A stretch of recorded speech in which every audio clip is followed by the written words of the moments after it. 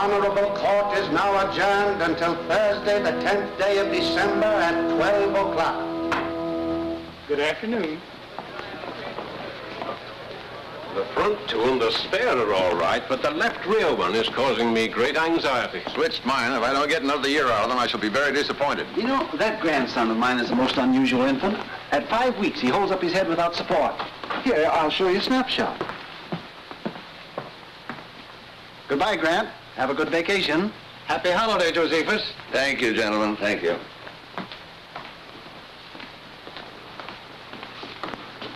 Mr. Justice? Well, Could we have a word with you, Justice Grant? Just a few questions. I stopped answering questions when court recessed about 3 minutes ago. What do you know about Come in, come in. Here we go.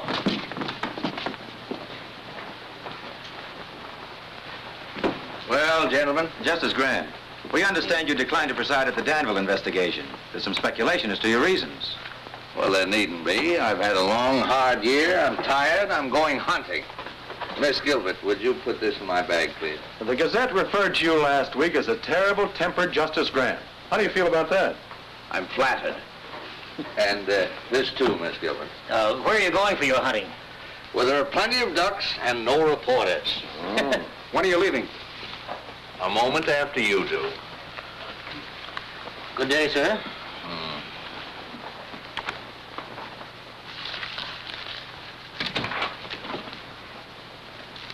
Miss Gilbert, what is this nonsense? What does this resignation mean? I think it's obvious, sir. If it were obvious, I wouldn't ask the question, would I? Justice Grant, I've been with you for 2 years, and not once during that time have you expressed satisfaction with my work. Miss Gilbert, you can learn more law here in a week than you can anywhere else in a year. That's all that should interest you. I don't feel that I have to constantly remind you that you're a brilliant young woman and that you have a fine future. Now, if there isn't anything else, can I go? Oh, you wanted to look over the Hale and Tryon opinion, sir. They won't be back from the printer till next week. Oh, yes, they'll need some revision. But I don't want to hang around here. Perhaps I can bring them up to you at Crownport, sir. That'd be fine. No. You need a vacation, too. From me. I don't mind at all. Miss Gilbert, are you heaping coals of fire on my head? I wouldn't dream of it, sir. Oh, I'll wire you before I come. Thank you. And Miss Gilbert, Yes, sir? no one must know where I'm going. No one. I want to get away from courtrooms, investigations, lawyers, black robes, everything. Everything but ducks. Hundreds and hundreds of beautiful ducks. Beak, beak, beak, beak, beak, beak, beak, beak, beak, beak, beak. Beak, beak, beak, beak, beak, beak, beak, beak, beak, beak, beak, beak, beak.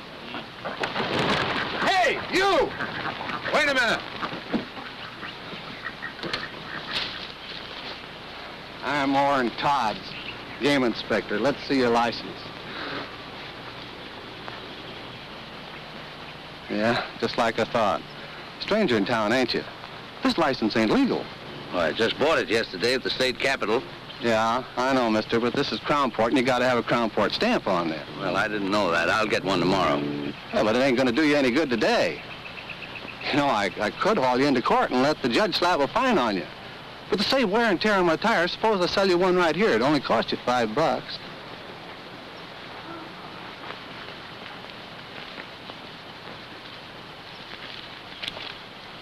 You know, the $5 is just for the stamp. I usually get a little something for my trouble, too. Well, you don't understand. I'm giving you a break, brother. Yeah, I never pay off twice, brother. Come on. Well, look, let me explain it to you.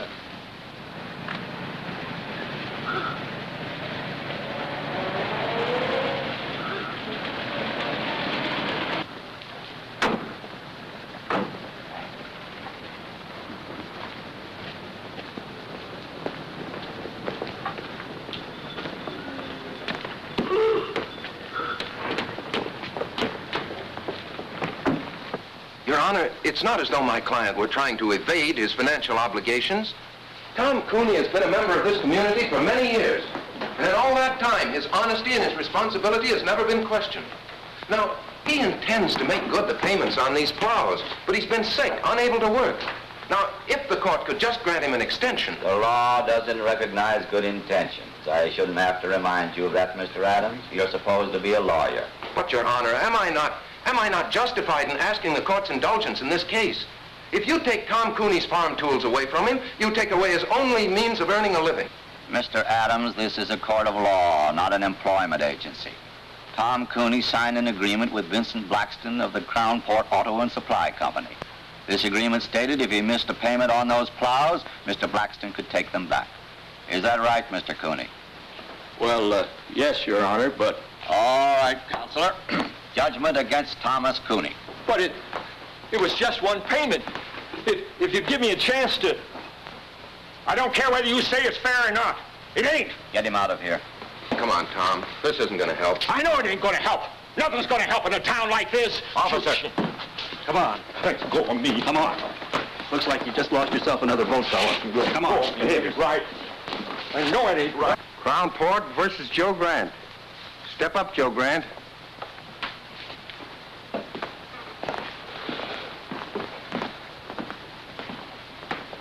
Name? Joe Grant. Shooting ducks without a Crown Port permit. I didn't get a chance to shoot. You were going to. Of course I was, you fool. That's why I bought a state license. We also require a Crown Port license, Mr. Grant. And ignorance of the law is no excuse. $100 or 30 days. Which one of you gentlemen do I pay? The clerk. Should have bought it from me in the first place. Save yourself a lot of dough. I assume that this $100 will permit me to resume my hunting without further interference. Your assumption is wrong. You still need a Crown Port stamp. And an officer enforcing the law is not interfering, Mr. Grant. As a judge, I advise you to be careful of your words. Next case. Crown Port versus Burton Line. Step up, Burton Line.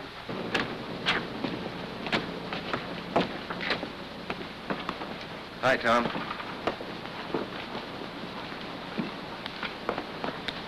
I'm sorry it turned out that way.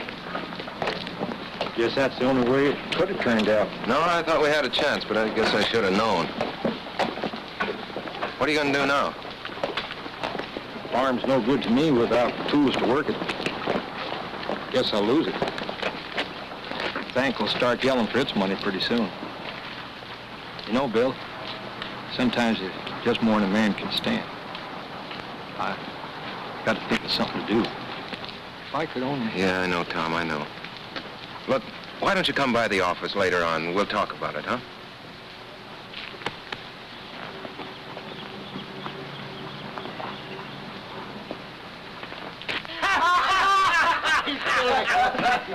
Hello, boys.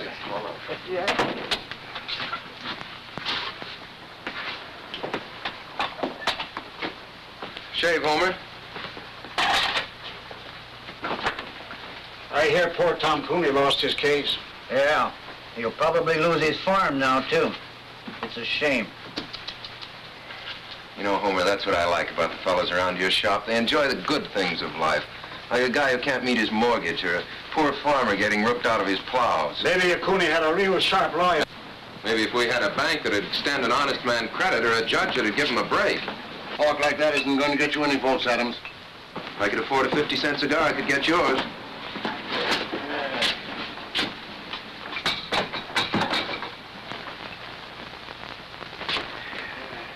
Just the shave. Sure, mister. Stranger in town? Yeah. Aiming to stay long? Long enough to get a shave. Great little town, isn't it, old-timer? Yeah, Judge Harkley really gave you a welcome, didn't he? And our constable, Orrin Todds, that's Homer's cousin. He's all law and order. Regular Minuteman, isn't he, Homer? How many minutes did it take before he tried to shake you down? It's a shame. Ever notice how a fellow who can't make a living in a town always tries to run it down? You know Mr. Grant, isn't it? Yeah. Mr. Grant, might be fun to bust up one of the constable's little rackets. How about being a guinea pig? Let me turn this into a test case. Mister, there ain't a case this ambulance chaser wouldn't take. There was $2 to vote in it for him. How's it, boys? How's it going, Mr. Mayor? Much of a wait, Homer? Wait in a minute, Mr. Mayor. Hello there, my worthy opponent. I'm sorry about Tom Cooney. I hope he doesn't go to pieces over this. Well, he's really got something to go to pieces over. You know, it's a funny thing about some fellas. No matter where you put them, everything goes wrong for them. Hiya, Tom. You looking for me? I'll be with you in a minute. Yeah. Look, Tom, Mr. Mayor, if there's anything I can do for you, if you're in need of a little ready cash or something... I don't want charity. I can't change the law, Tom. You're the mayor.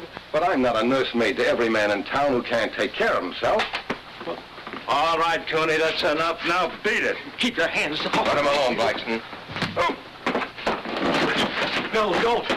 This is all my fault.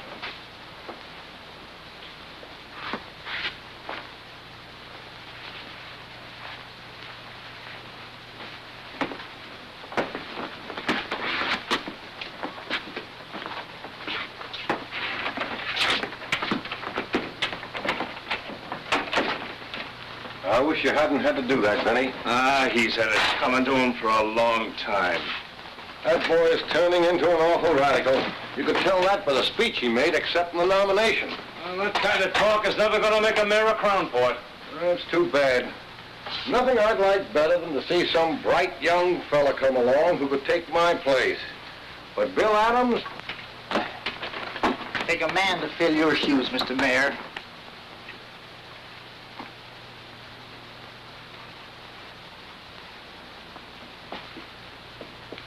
Ned Darrow dropped in this morning. Said to give you his regards.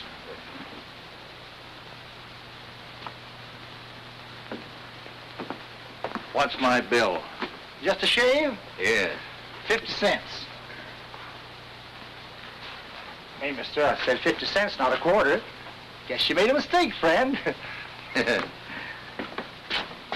No, you made the mistake, friend. You picked the wrong customer that time, Homer. First fella in 10 years ever flipped a bash on me.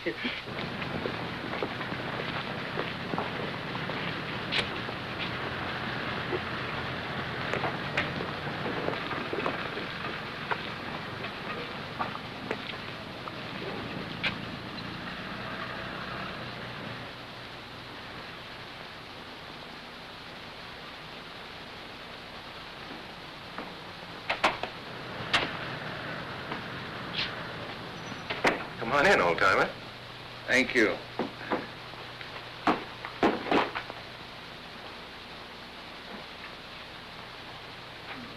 Well, you interested in boats?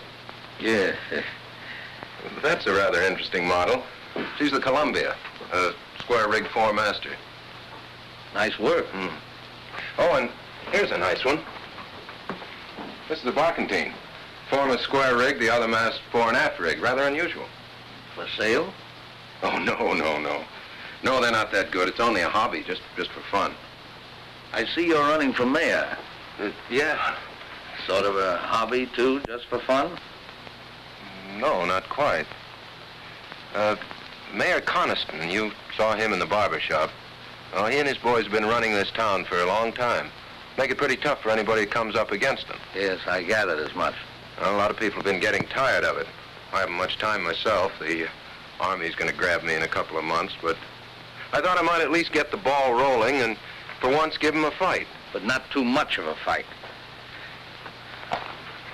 Something you wanted to see me about, Mr. Grant? In the barber shop, Mr. Adams, you mentioned the fact that you might like to make a test case of my fine. Were you serious? Yes. Yes, I think you've got a case. You do? How would you go about it? Well, we'd, Of course, the law requires a stamp. I didn't have one. No, but I think I could work out an appeal. An appeal? On what grounds? Was the fine illegal? Oh, no, they had a right to fine you. The fact that I was unfamiliar with the law? Oh, no, that's no excuse, obviously. Obviously. Then what would you base your appeal on, Mr. Adams? The fact that it's Tuesday and the sun is shining? Look, I haven't had much time to give it thought, but I can figure out an angle. There must be one lying around somewhere. Oh, yes, I'm sure there is. In the meanwhile, you can always make a living as a carpenter. Hiya, Bill. Oh, you busy? No, Charlie, come on in. Mr. Grant, Charlie Craig, my campaign manager. How do you do, sir? Hi. Any new votes, Charlie? About enough to fill a dog's ear. Say, I just heard about Tom Cooney. Yeah, he's taking it pretty hard. I signed the same kind of note he did, so it don't look so good for that tractor of mine either. You couldn't get me a couple of weeks postponement, could you?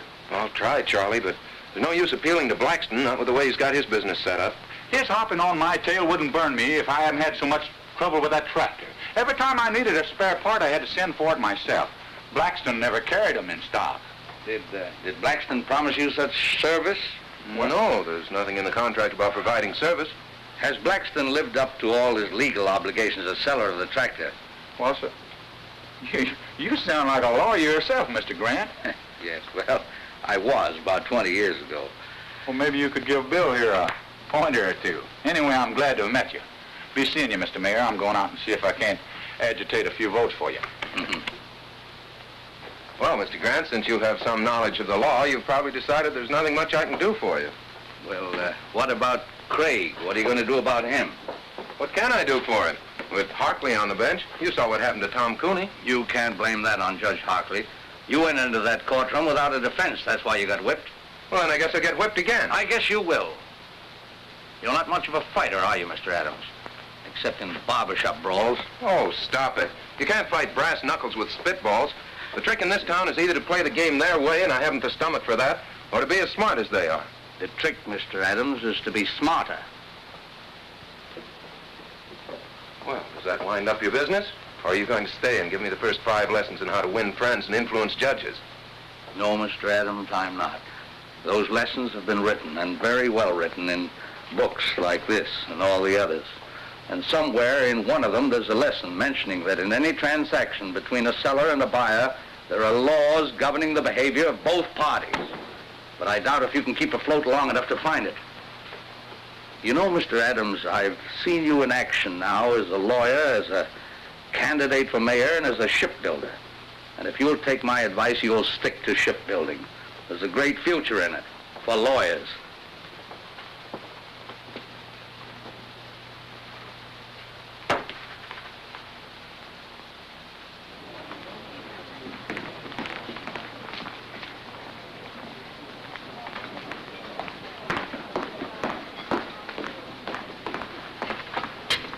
Excuse me, sir, for breaking in like this, but I think I found it. Yes, that covers it. You said you hadn't practiced law for 20 years. Imagine remembering a thing like that. Have you had dinner, Mr. Adams? No, thanks, not hungry. I think this will cover it. It should work, but I've been battered down by those guys so often, I guess I haven't too much confidence. How long have you lived in Crownport, Mr. Adams? 28 years with time out for college and law school. Never established residence in any other state? No. You're sure of that? Well, of course. Well, we went to Mexico for a few months when I was 7, but... Did you file an income tax return for 1939 and 40? Well, sure. I didn't pay anything in 1940. I didn't earn enough, but I filed a return. And your figures were honest, correct, and would bear investigation? What? Why, of course they were. No, you're getting nervous, Mr. Adams. I'm not nervous. I'm merely trying... Yes, you are. You're flustered. You're raising your voice. Well, why shouldn't I raise my voice? You've as good as accused me of falsifying my income tax. I've accused you of nothing, Mr. Adams. Now, look, I don't know what you have on there, but I want to tell you that... Take a look.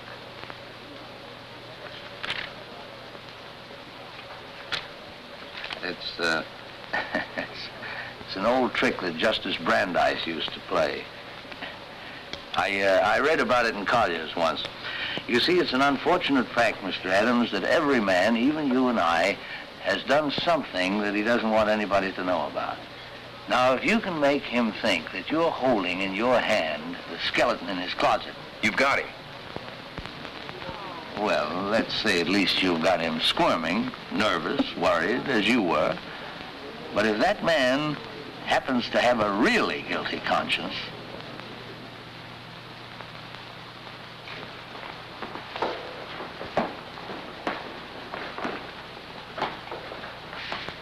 is Vincent Z. Blackston? Yeah. Tell me, Mr. Blackston, what does the Z stand for? Do I have to answer that, Your Honor? What can be your objection? Surely you have nothing to hide. Well, the Z stands for Zephyr. It's a family name. Zephyr means a little wind, I believe.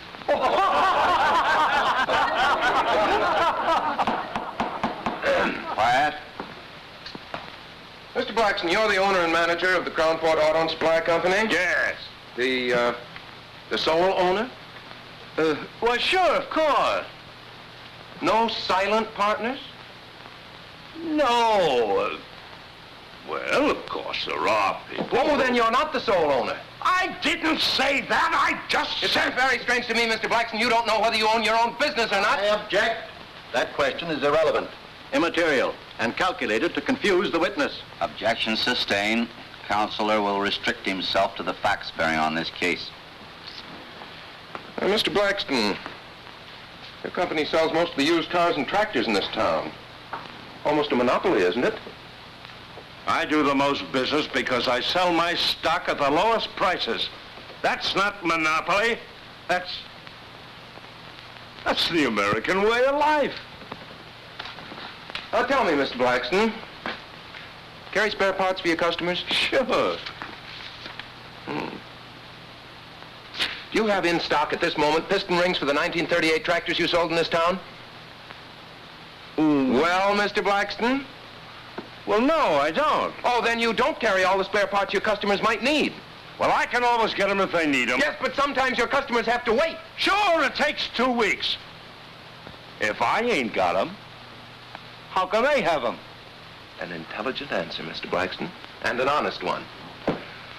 One which will require the court to enter judgment against you in this case. Will Counselor explain that statement? Certainly, Your Honor. Motor Vehicle Laws, 1919, Chapter 174, Section 52. The sale of any automobile or any other automotive vehicle is void unless the dealer carries in stock at all times and on demand parts that may be needed to repair the particular make of vehicle. Will you let me see that reference?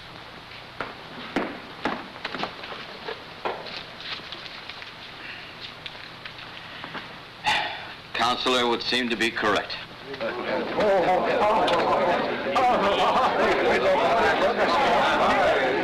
You put it over, Bill. Say, this will take care of Tom Cooney, too. You're telling me?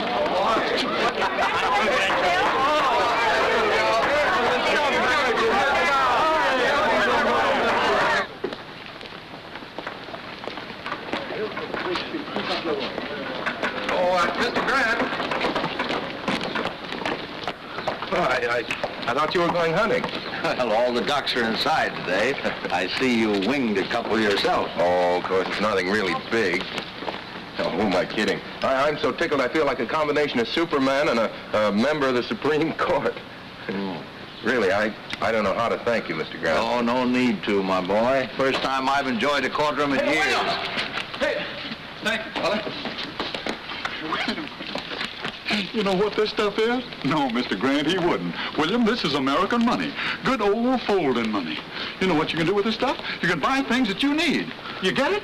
Yeah, but what I don't get is where you got it. Well, seeing Blackston get trim, warm some hearts, and unloosen a couple of purse strings. The boys have kicked in for your campaign fund. You know what we're going to do with this beautiful stuff? We're going to get some posters printed, great big ones. The kind that look you right straight in the eye and follow you around.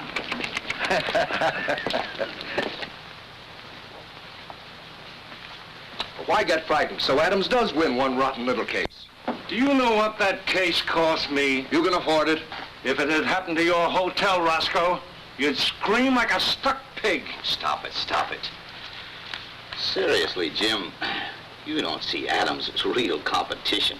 Well, as things stand now, no. But if a lot of people start thinking of Bill Adams as the people's champion, well... Jim, there was nothing else I could do. I can give you boys the edge when it's a question of interpretation, but not when the law's right there in black and white. Oh, I'm not blaming you, Judge. It's just something to start thinking about, that's all. You think we'll have trouble? Well, now look, boys. On second thought, we may be getting all steamed up for nothing. Yeah. But suppose he opens a lot of old cases like Tom Cooney's. I think you've got something there, Zeppa. We'll just have to show the boy that he's wrong.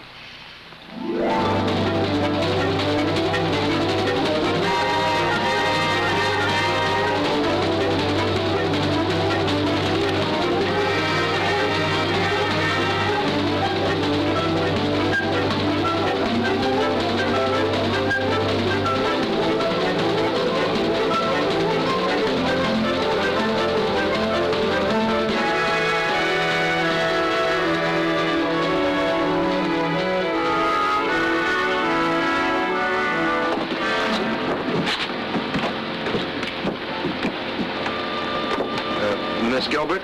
No. Miss Gilbert? Yes? Oh, that's better. That's much better. I'm Bill Adams. Mr. Grant asked me to meet you. Yes, I know. Here, let me take that. The car's over here.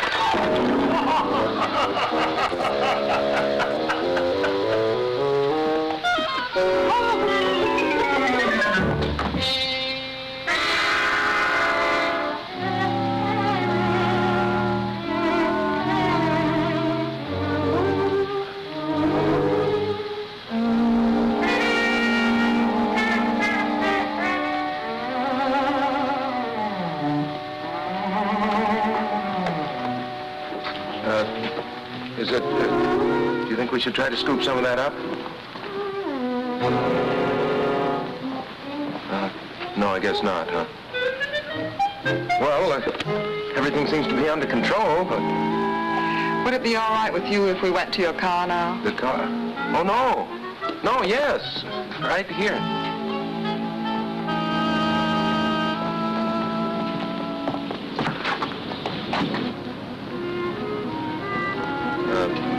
Sorry to get off to such a bad start. I'm not always so clumsy. Oh, my hat! Oh, don't worry. We'll get it.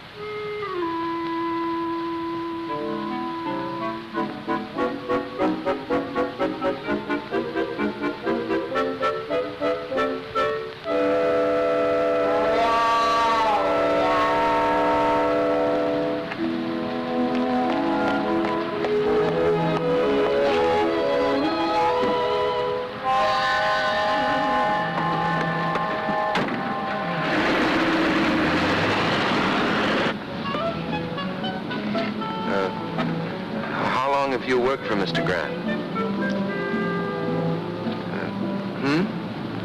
2 years. Quite a character, isn't he? Quite. You know, I was very surprised when he told me his secretary was coming down. I had an idea the old boy was retired. The old boy is far from retired. Where is he now, Mr. Adams? Oh, he went over to Wellbridge this morning to do some hunting. He ought to be back soon. I was going to drive you around the town, but I guess you'll want to get cleaned up now. Yes, I think I will. Well, I'll take you straight to the hotel.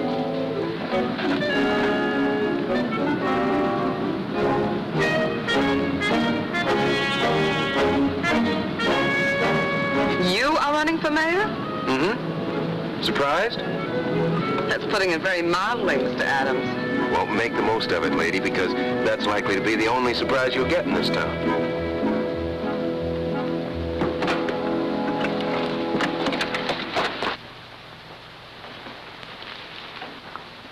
Who's the girl with Adams? Don't know. What difference does it make? I'd like a room, please, by the day. No baggage? Well, she's This is just all here. right. I don't register women without baggage in my hotel. Henry, show this lady out. But you don't understand. Yes, I do. Why, you... Please, Mr. Adams, let me explain. Come on, sister, beat it. Take your hands off her. Oh, yeah?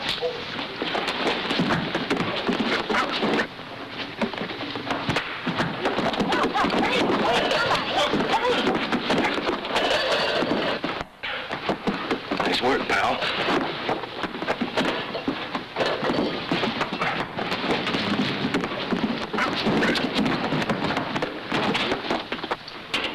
I tell you, you can't do this. Look facts in the face, mister. Oh, but officer. Hey, officer! Hey, Sergeant! Sergeant, I want to use that phone. Will you please keep quiet, Your Honor?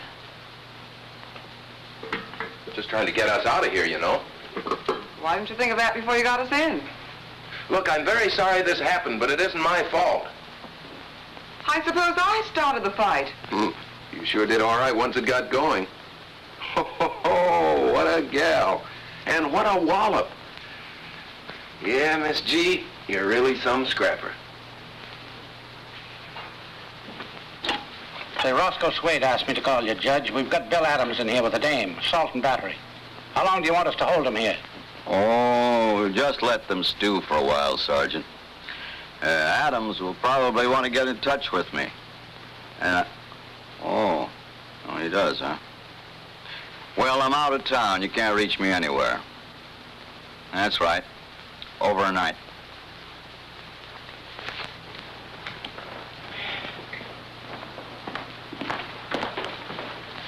Will you have the chef prepare a couple of these for tomorrow night's dinner? And I'll have my key, please. Yes, sir. What room did you put Miss Gilbert in? Gilbert? Gilbert. There's no Miss Gilbert registered. Well, that's strange. Anything wrong, Mr. Grant? Why, yes, I was expecting my secretary today. Mr. Adams was to have met her.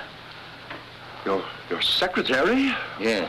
Miss Gilbert, Miss Lucy Gilbert. Have you heard from her? No, not exactly. Well, that is, she was here, but... Where is she? Well, Mr. Grant, you see, we had a little trouble. Where is she? She's with Adams in the county jail. Well, you get them out of there, and fast. Yes, sir. Yes, sir, right away. Bertie, get me Judge Hartley, quick. Yes, sir.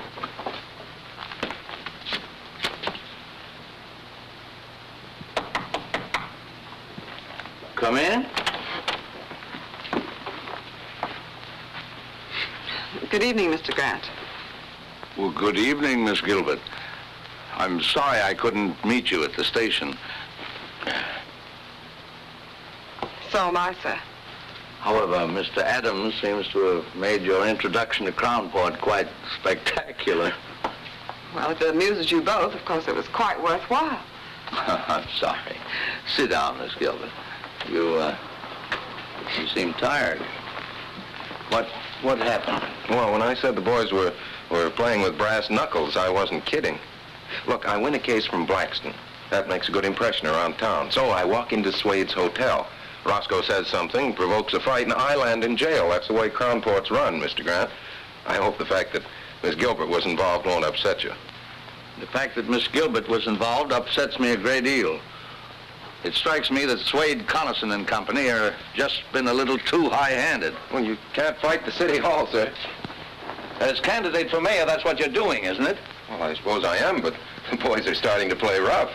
Well, of course, if they play too rough, you can always go back to your shipbuilding. Yes, I guess I could. But right now, I'm going to go home and get some sleep. Miss Gilbert and I have a date in court tomorrow. Good night, Miss Gilbert. Don't hold me against Crownport. All right, sir.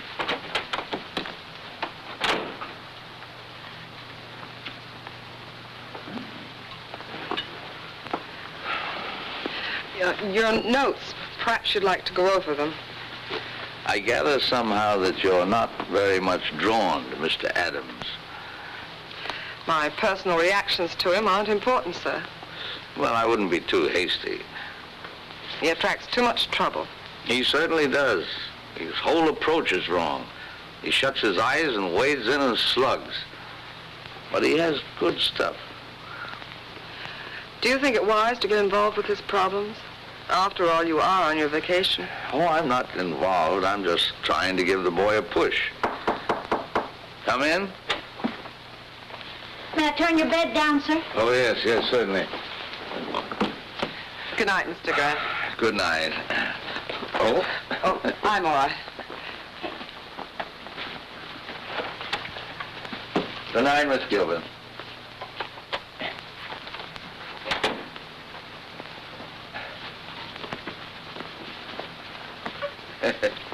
Kind of skimpy, isn't it?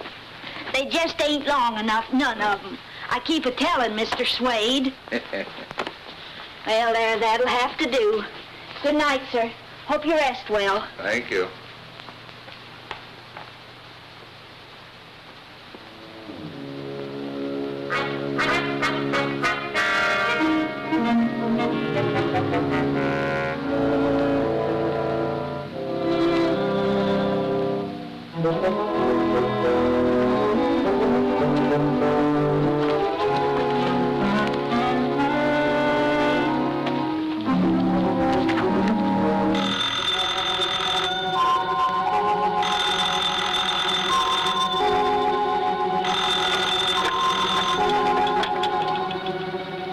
Wrong number. Mr. Adams, wake up. This is Mr. Grant. What? Wait a minute. Yeah? You want me to what? I said get into your clothes, get 2 yardsticks. Yardsticks. Come right over here and register for the night at the hotel. I'll tell you all about it when you get here, but get here. Right.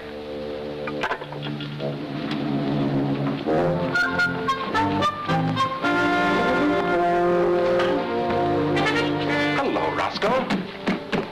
Give me a single room next to Mr. Grant's. I'll pay in advance.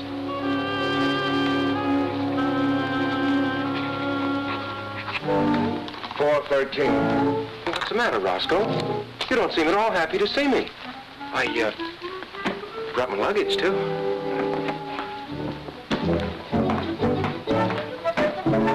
Why should he sleep here with yardsticks? He's got a place of his own.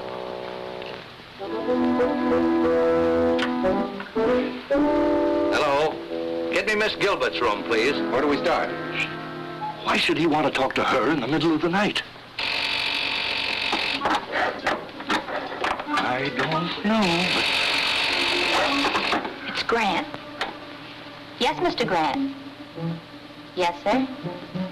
Right away. He wants a bellboy right away. He wants to send something to Miss Gilbert's room. They're up to something. I know they are. Henry.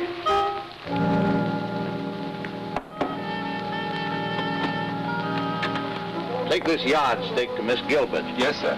Mr. Swade said with his compliments. My compliments to Mr. Swade. I don't eat fruit.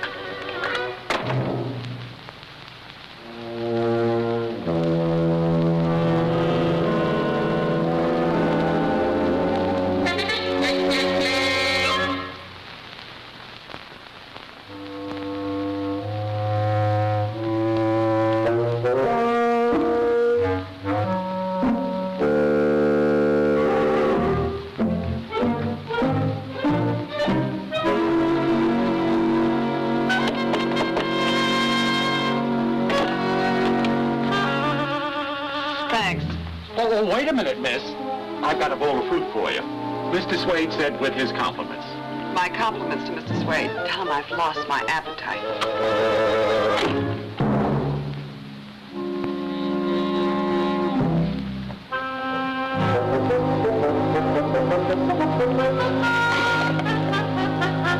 I couldn't see nothing. They blacked out the rooms.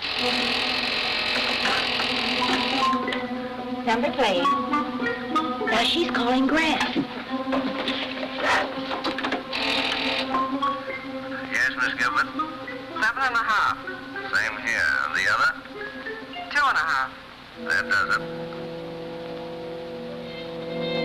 Maybe it's a code. Oh, don't worry, Roscoe. I'll be back.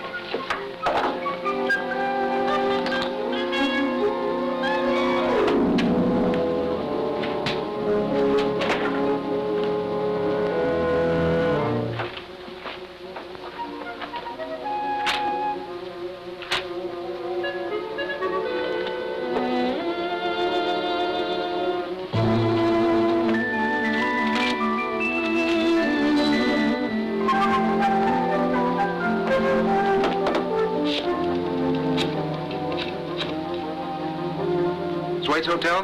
Give me Mr. Grant's room. Mr. Grant, you were absolutely right. It's 9 and 2. Yeah, I'll be back in a minute. Oh, I think Mr. Swade's going to be a little sorry tomorrow that he's bringing those charges against us.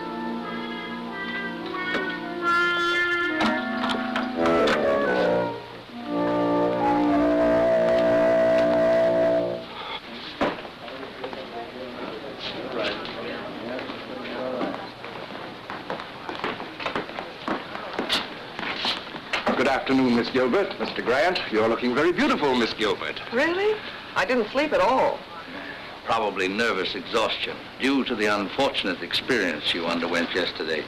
Ever spent any time in jail, Mr. Swade?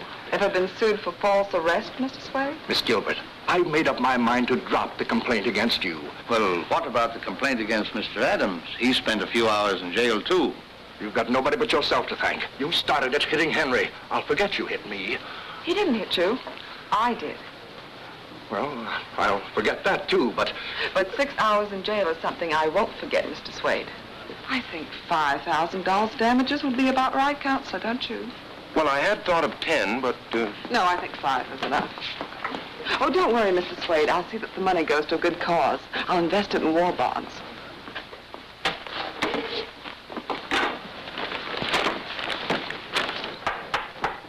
Court is now in session. Judge Hartley presiding. Case of Swade versus Gilbert and Adams.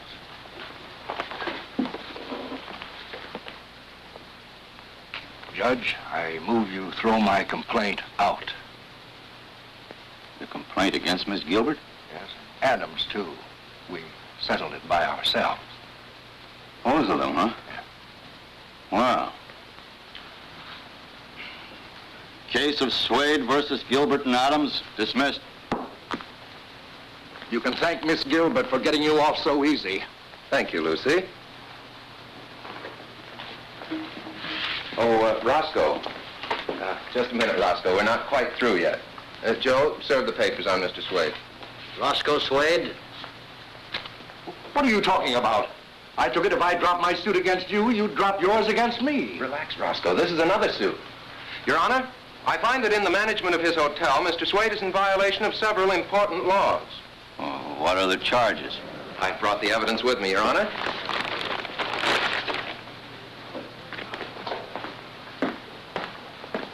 The hotel laws of this state, 1909, Section 52. All sheets provided in all hotels, hostelries, inns, or lodging houses shall be a minimum of 9 feet in length. 7.5 feet, Your Honor. All pillowcases shall be a minimum of 3 feet. 2.5 feet, Your Honor. There should be a minimum distance between all twin beds of 2 feet. Now, the beds in my room at the Swade Hotel were scarcely half a foot apart, Your Honor. I couldn't bring them in evidence, but I have witnesses who can testify as to my veracity. Let me see this reference. Certainly.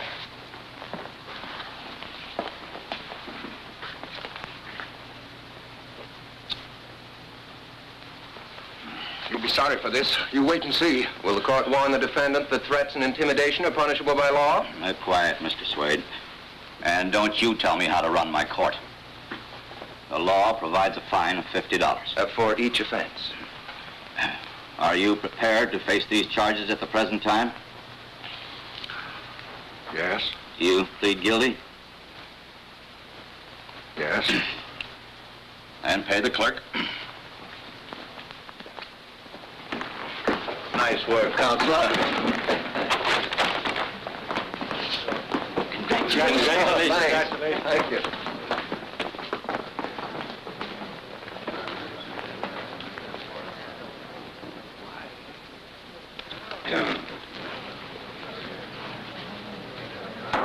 Half-hour recess.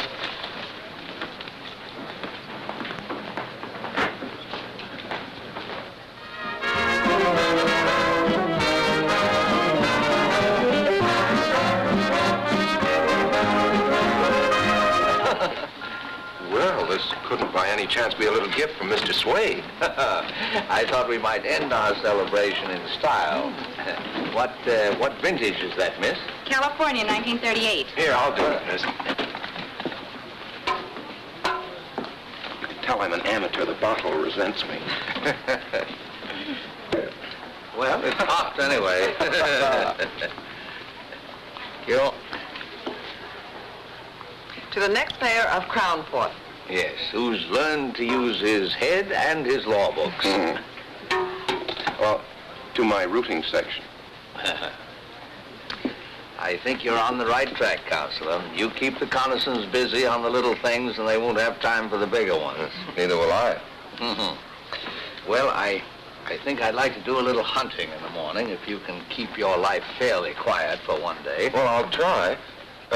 Lucy might keep an eye on me. That'd help. I'll be responsible for him, sir. Starting with breakfast. Well, I think Lucy would probably like some more coffee. Yes, I would. It'll just keep you awake. Well, good night. Good night. Good night, sir.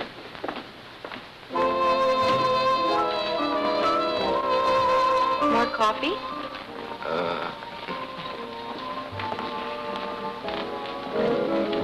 I suppose you're a wonderful dancer. Fair. I'm awful. Good. That'll make me feel superior. May I have this down, Mr. Adams? Charmed. Hey, I'm not so bad, am I?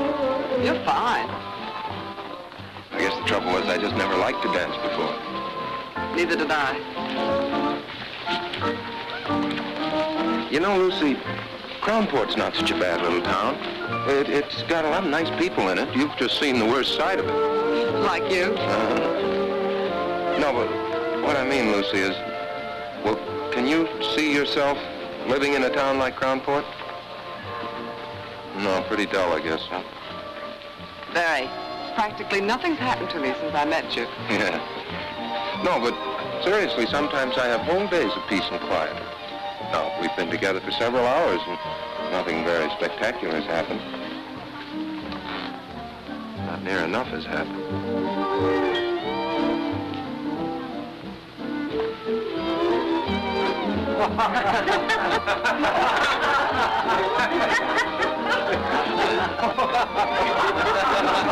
Let's get out of here. Sorry. Sometimes we have whole days of peace and quiet. Good night, Mr. Adams. Oh, that date for breakfast still stands. Good night, Bill.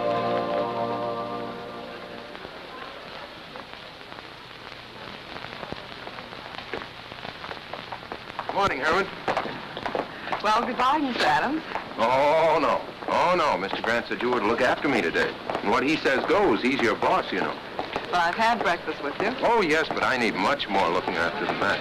Much more. What the? Wait, Bill. Hey! I've been trying to find you. Look. Hey, what's going on here? What do you think you're doing? You're being evicted. Here's your notice. Come on, boys. Don't take all day. Okay, Bob. Because of the lumber I keep around, the place has attracted termites. How do you like that? It's fantastic. Look, can't you just wait until I call Ridges and get this thing fixed up? Sure. You can call him in Swade's office, but it won't do you no good, pal. He signed the notice himself. Okay, fellas, lift it. Yeah, but at least you can leave my stuff here until I can get another office. Sorry. Orders. Well, what difference does it make to you?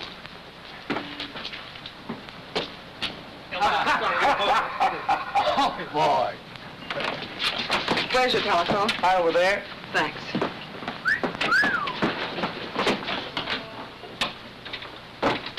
Listen, will you stop reading me the Constitution? I'm just following orders. All I'm asking you to do it. Hello? Hello, is this the Andrews building? Give me the superintendent, please. Miss Gilbert! Miss Gilbert! I've been looking for you, Mr. Grant. They're evicting Bill. Evicting Bill? Why, what happened? Oh, something about termites. Yeah, just drop my things at the hotel, will you? Now, tell me. Who's responsible for this? Seems that Roscoe Swade has a pal named Hart Ridges. Happens to be my landlord, also happens to be one of Connison's boys. Oh, so Roscoe gives Hart a call, and here I am. Don't worry, though. I'll get another office. Hello. This is William Adams. Yes, I want to rent an office. What? Oh, no vacancies. Can't we do something, Mr. Grant? Well, I don't know. Wait a minute. Be careful of those.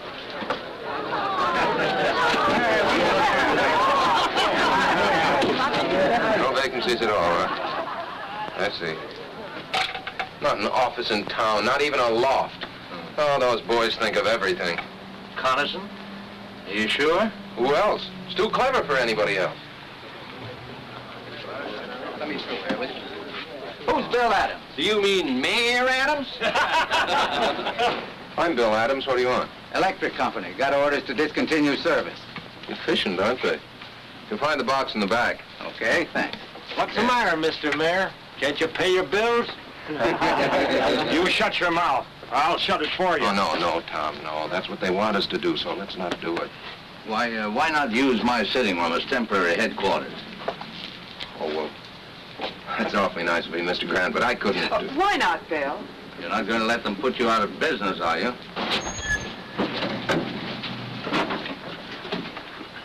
Where's Bill Adams? Oh, Mr. Mayor, you got more company. Hey, Wooly, bring out a couple of more chairs. I'm Adams. What do you want? Compliments of the mayor. He thought you might need some help. Will you send my compliments right back to the mayor and tell him to...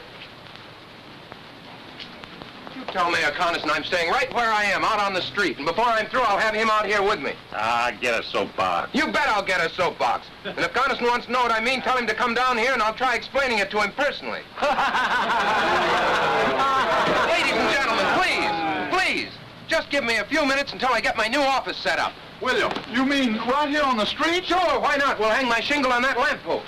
Bill, they'll get out in the junction. You won't be here 2 hours. I know that, sir. But this time Coniston's gone too far. He's giving me more publicity than I ever dreamed of. I may be here only an hour, but it'll be a good one. I'll get you an office. Now, keep out of trouble. I'll be back in a few minutes. Oh, now, is this about right for the desk? Oh, no. I think it should be catty-corner. Okay, ladies, on the ball. Oh, here, let me take those. Watch this. Oh, yeah. Excuse me.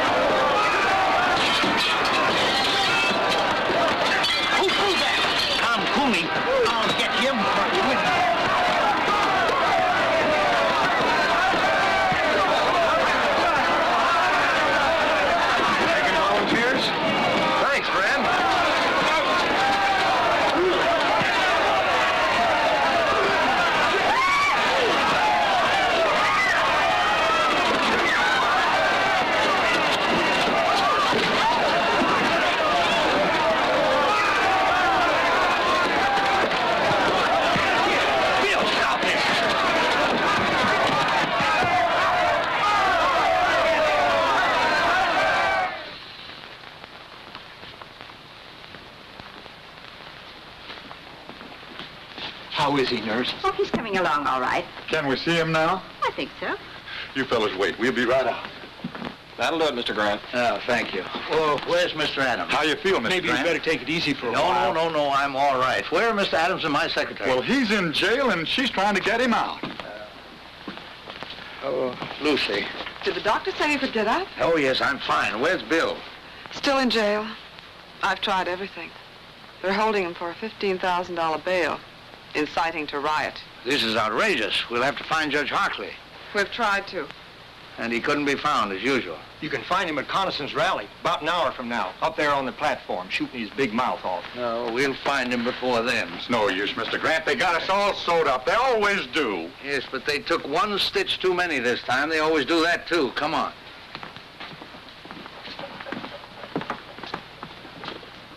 Do you think you should? I've got to get the boy out of jail. I'm glad you feel that way, sir. Yes, well, let's not keep Judge Harkley waiting, huh?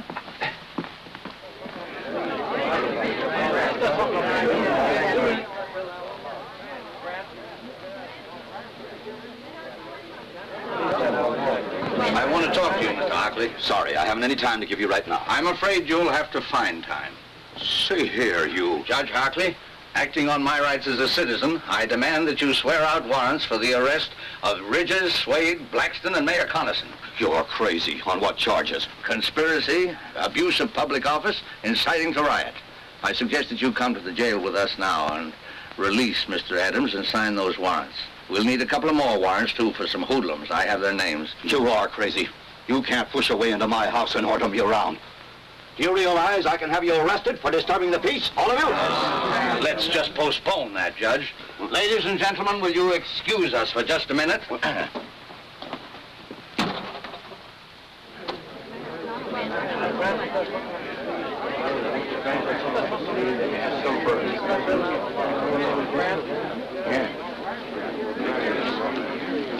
Ladies and gentlemen, I have persuaded Judge Hockley to change his mind. He has kindly consented to release your candidate in time for the rally tonight. Trying to tell Bill how you got him out? No, that's not necessary. What's the deal, Mr. Grant? You know something about him? No, on the contrary, he knows something about me.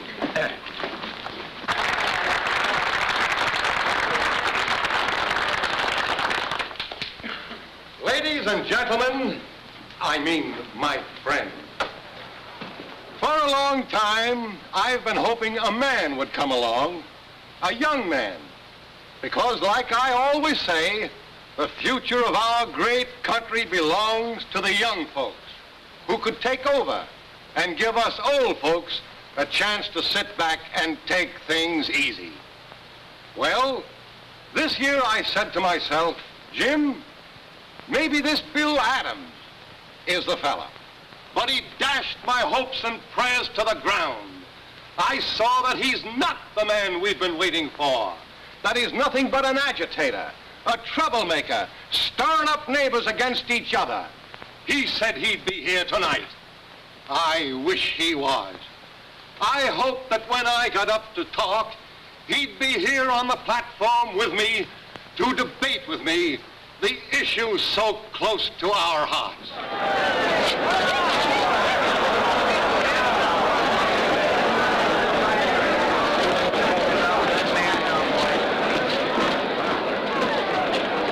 Bill Adams, if you think you're going to break up this rally, you're crazy.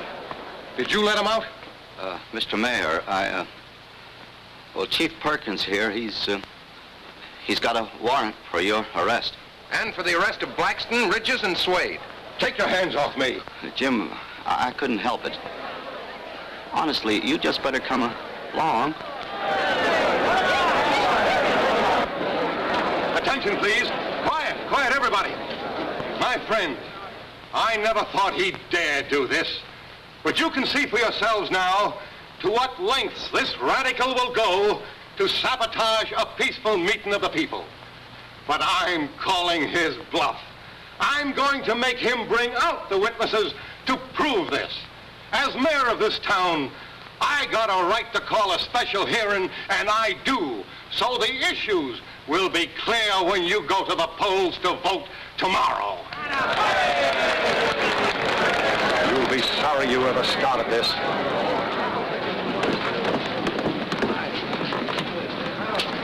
Better remain with us, Mr. Hartley. We wouldn't want you to prejudice the mayor's testimony. Any place there, folks. All right, find a seat and sit down. Sit down. That Adams squirt's just bluffing. He ain't got a thing on the mayor. No? Find a seat and sit down.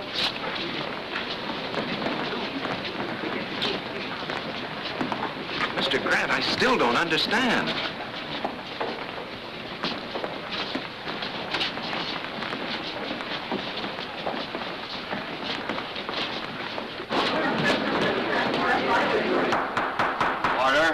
Order. This hearing will come to order.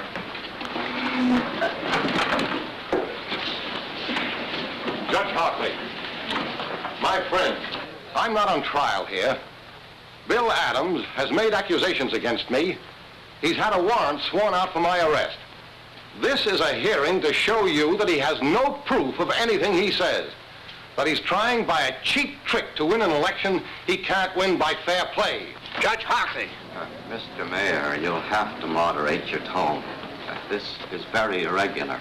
Step one side and clear the aisle, please.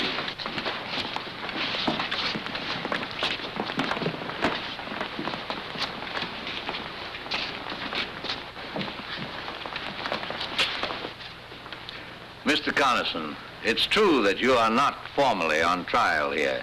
You asked for this hearing. You demanded by what right we had you arrested.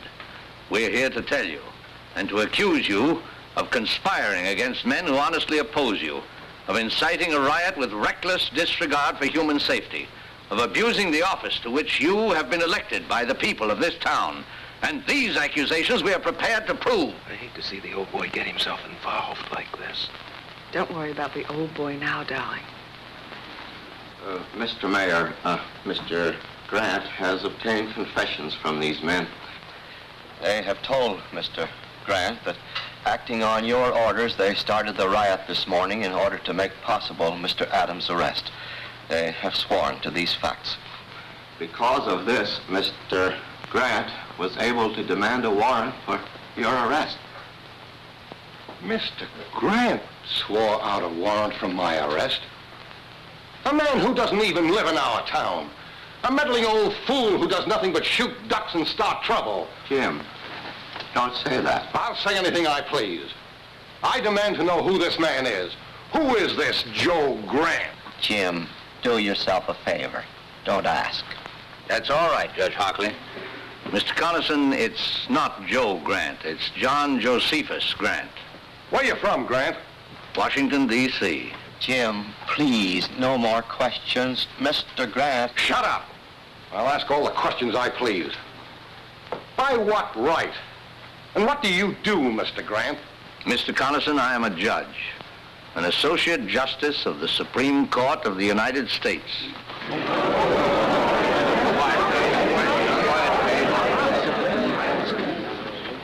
Mr. Coniston, you have asked by what right I've interfered in this situation.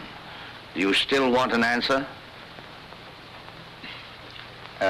Justice Grant, would you care to... No, thank you. Bill! Oh, just throw some water on him, Lucy. He'll be all right.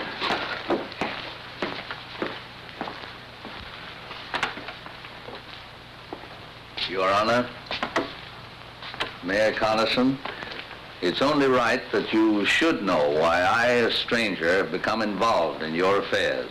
Believe me, it's not because I am a justice of the Supreme Court. It's because, like all of you here, I am a citizen of this country. That is no little honor. Men have fought revolutions, have died to be called citizen. And as citizens, we carry a burning responsibility. It means that when we elect men to public office, we cannot do it as lightly as we flip a coin. It means that after we've elected them, we can't sit back and say, our job is done. What they do now doesn't concern us. That philosophy of indifference is what the enemies of decent government want. If we allow them to have their way, to grow strong and vicious, then the heroic struggle which welded thousands of lovely towns like this into a great nation means nothing. Then we're not citizens, we're traitors. The great liberties by which we live have been bought with blood. The kind of government we get is the kind of government we want. Government of the people, by the people, and for the people can mean any kind of government. It's our duty to make it mean only one kind, uncorrupted, free, united. I believe, Mayor Coniston, that I've answered your question.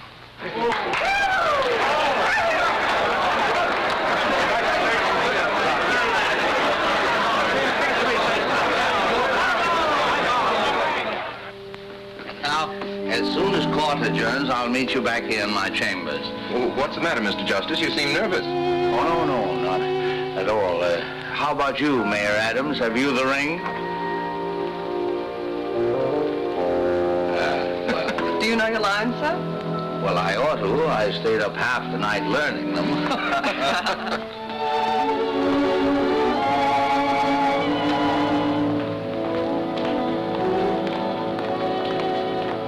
there, Grant. Oh, I'm glad to see you. thank you. You're looking fine, Josephus. How was the hunting? Oh, best I ever had. Good morning, Your Honor.